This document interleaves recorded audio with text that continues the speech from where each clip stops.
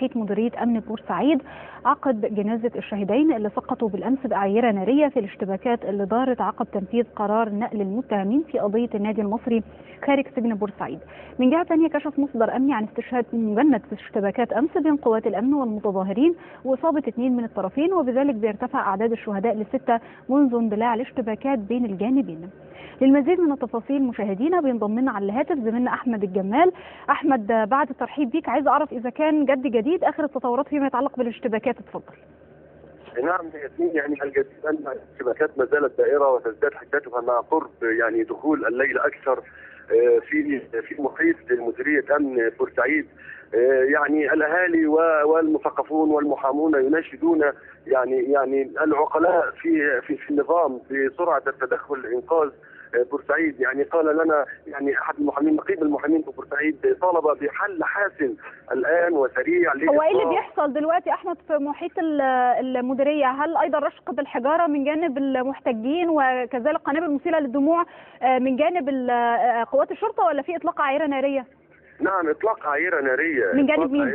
اطلاق عيره ناريه من جانب مين؟ من جانب مديريه الامن وعيره خرطوش من جانب مديريه الامن.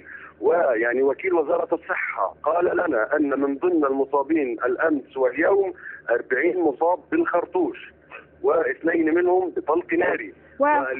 واليوم وقبل بالضبط ساعه تم اطلاق عيره ناريه كثيفه مع قنابل الغاز المسيل للدموع. وماذا عن تواجد القوات المسلحه يا احمد؟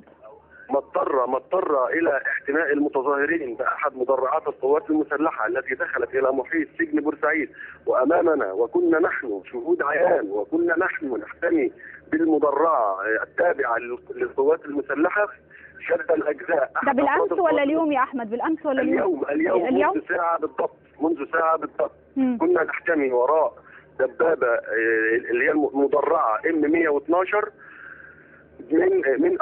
من طلقات العيره الناريه الوارده من مديريه الامن. فاضطر جندي القوات المسلحه من على الدبابه التي دخلت في محيط مديريه الامن لشد الاجزاء للسلاح الالي الذي معه، واطلق عيره ناريه في الهواء، الامر الذي ادى الى تقليص عدد الطلقات الناريه الوارده من مديريه امن بورسعيد. الوضع الان يتصاعد ولا احد يتدخل، الامور في تصاعد في بورسعيد. الاهالي والمثقفون والمحامون ونقيب المحامين يستغيث بكل مسؤول في مصر، بكل قياده عسكريه في مصر، ان تنقذ بورسعيد مما هي فيه. الدماء تسيل. على ذكر الدماء التي تسيل يا احمد، الطلقات اللي بيتم اطلاقها، العيره الناريه اللي بيتم اطلاقها من جانب مديريه الامن، هل اصابت متظاهرين ولا بيتم اطلاقها في الهواء فقط، يعني في محاوله لتفريق المتظاهرين؟